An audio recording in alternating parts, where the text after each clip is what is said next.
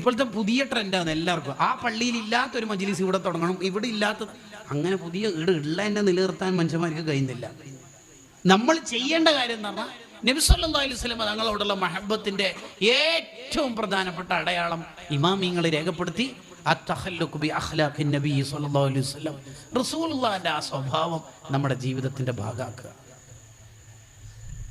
അതാ വേണ്ടത്. ആരെ കണ്ടാലും സലാം പറയുന്ന ഒരു ശീലം നമ്മുടെ ജീവിതത്തിന്റെ ഭാഗമാക്കുക. നമ്മളെ ദോഷങ്ങൾ പൊറുക്കും, സ്വർഗത്തിൽ സ്ഫടിക കൊട്ടാരം കിട്ടും, നമ്മുടെ ഹൃദയത്തിൽ വെറുപ്പില്ലാതാകും, നമുക്ക് വലിയ വിശാല മനസ്സ് രൂപപ്പെടും. എന്തെല്ലാം നേട്ടങ്ങളാണ്. ത്വീബുൽ കലാം എന്ന് പറഞ്ഞിട്ടൊരു കിതാബനുണ്ട് സലാം പറയാന്നതിന്റെ മഹത്വം വിശദീകരിച്ചുകൊണ്ട്.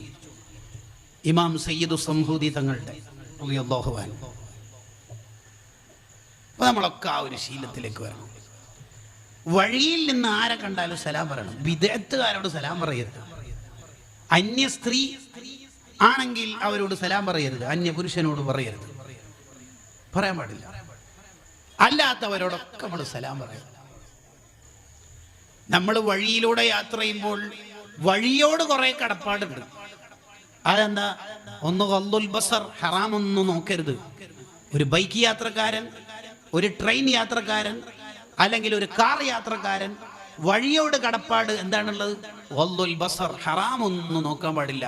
പരസ്യ പലക, എതിർദിശയിലൂടെ വരുന്ന അന്യ സ്ത്രീ, അതൊന്നും നോക്കരുത്. അതാണ് വഴിയോടുള്ള കടപ്പാട്. രണ്ടെന്താ?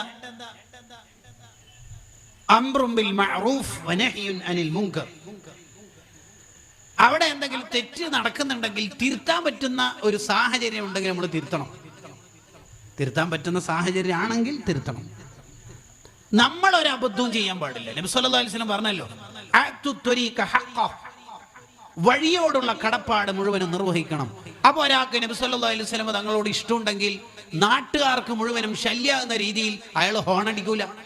കയ്യിലെ കൗണ്ടർ മാത്രമല്ല മഹബത്തിന്റെ അലാമത്ത്, പിന്നെ നാട്ടുകാർക്ക് ശല്യമില്ലാത്ത രീതിയിലായിരിക്കണം അയാളുടെ ബൈക്ക് യാത്ര. ബൈക്കിന്റെ ഏതെങ്കിലും ഒരു പാർട്ട് പറിച്ചു മാറ്റിയിട്ട് നാട്ടുകാർക്ക് മുഴുവനും പ്രകമ്പനം ഉണ്ടാവുന്ന രീതിയിൽ നിന്റെ ബുള്ളറ്റ് വിടുന്നുണ്ടെങ്കിൽ നിനക്കെന്ത് മഹബത്ത. പാർക്ക് ചെയ്യാൻ പറ്റാത്തടത്ത് പാർക്ക് ചെയ്യരുത്. ഒരു മീറ്റിംഗ് ഹാളോ കോൺഫറൻസ് ഹാളോ അല്ലെങ്കിൽ എന്തെങ്കിലും ഒരു പ്രോഗ്രാമിന്റെയോ ഇടയിൽ വെച്ച് ഇറങ്ങുന്നവർക്ക് അവരുടെ കാറും ബൈക്കും എടുത്ത് തിരികെ പോകാൻ പറ്റണം. നീ അവർക്ക് തടസ്സാവുന്ന രീതിയിൽ ബൈക്ക്, കാറ് പാർക്ക് ചെയ്യരുത്. അതൊരു വഴിയോടുള്ള കടപ്പാടാണ്. നിയമപാലകരെ ഏറ്റവും നല്ല രീതിയിൽ അനുസരിക്കണം. ട്രാഫിക് സിഗ്നൽ ഉണ്ടാവട്ടെ ഇല്ലാതിരിക്കട്ടെ, അതിന്റെ നിയമങ്ങളെല്ലാം നമ്മൾ പാലിക്കണം. ഇതൊക്കെയാണ് ഇസ്ലാം എന്ന് പറഞ്ഞാൽ.